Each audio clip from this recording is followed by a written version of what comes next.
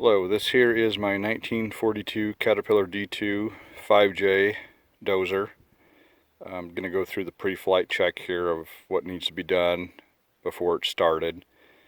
There's intervals of greasing the rollers, idler,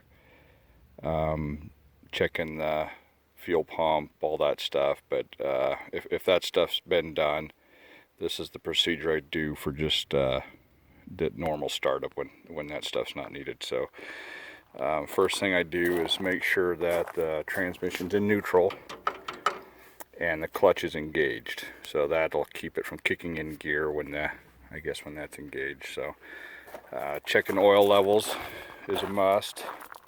Pony motors here. Check the dipstick on that guy. Make sure it's clean and full.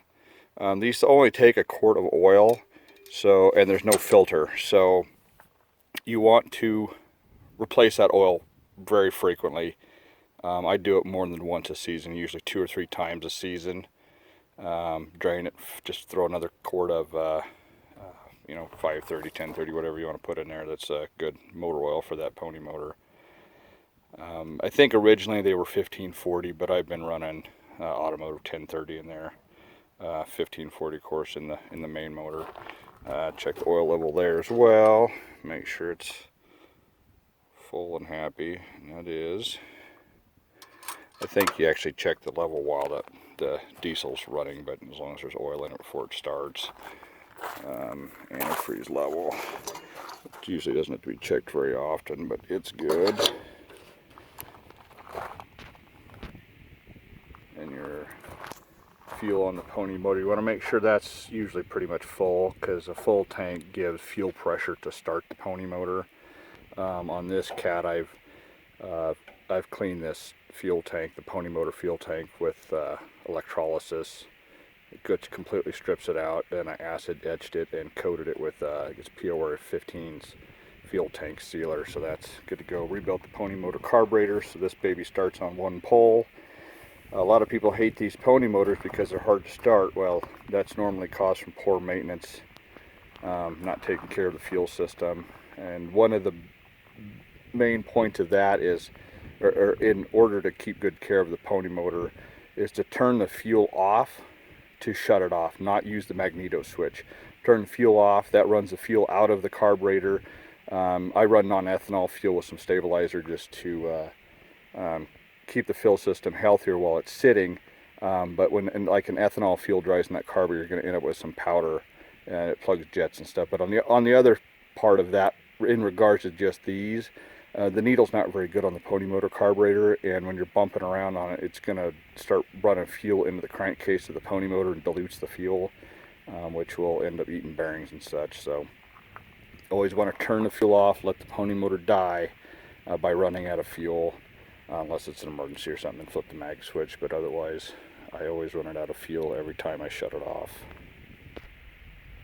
Okay, so our fluid levels are good. Finals are good. I've already checked those recently, but you got to make sure those are topped off. Transmission's already recently been serviced. That's good. The engine's been recently serviced as well, so it's fine. Oil, air cleaners are good. I've recently serviced those, so no problems there. Hydraulic tank's good. I recently serviced that as well. So this machine's I've been using it a bit lately, so it's in most of the service points have already been done. Manual's very important to have on these cats. There's about 3 manuals: chassis, service, and engine, I believe. All very important to own if you own one of these dozers. It tells you where all the service points are, how many hours and when to check them. Things of that nature. They're pretty imperative. Like, so these things are kind of like starting an airplane. There's all these little things you need to go through just to make sure everything's in check before you fire them up. So now that all my oil level and everything's checked, full fuel tank on the main motor is also good too, because these transfer pumps get kind of weak on these big diesel motors over the years, which they can be rebuilt, but a full tank of fuel there helps as well, because it adds pressure to the system, and they're pretty low pressure to start to begin with, so that gives you a little bonus. So what I do is I turn the petcock onto the pony motor. I usually will do that before I start checking the oil and all that stuff, just to let it refuel the pony motor carbs until you run it dry every time. I set the choke to full and the throttle to half throttle. Again, this starts first pull when I do that, because I've gone through the whole pony motor fuel system, electronics, all that stuff is in awesome shape. So it starts with one pull. There's other lubrication points to point out as well. There's a little cup there on the pony motor below it that needs to be filled with oil on an interval. You want to check the pony motor clutch, make sure it's full of oil or up to its level. The clutch and steering brakes. There's just lots of service points on these you guy needs to go through. So, but that stuff is not every single time you start it. There's just a few things that you really need to check every time you start it, or should check at least, you know, the first time a day or whatever, just to make sure everything's in check. It's going to get real noisy here, so I'm not going to be able to explain very well what's going on with the pony motor running. But basically what's going to happen is the pony motor is going to get running with the compressor release on. This is the main motor. This is the clutch that for the between the main and the pony, and that's going to have to be pulled back. And this is the pinion.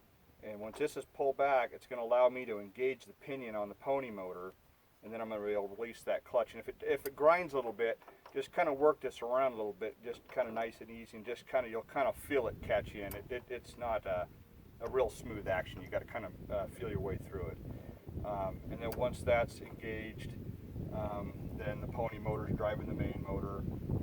And again, I kind of touched on. So once that's happening, run it until oil pressure's up on the main, and then kick it into run. Run it with the main fuel off while it builds up heat. You know, on a nice day like today, 3 minutes or whatever is probably plenty, 3-5 minutes, whatever. And then it'll be ready to give the main motor fuel. If the pump and everything were in better shape when I gave it fuel, it would kick off, and it does once in a while. But normally, I give the main fuel and then I disengage the clutch, and that'll allow the main to kick away from the pony motor. Then I turn the pony motor fuel off, not the mag switch, turn the fuel off, let the pony motor run out of fuel, and then you're off and running. Pony motor choke's on, throttle half, fuel's on, ropes around it. It normally starts on first pull, probably won't now that I said it would, so let's see.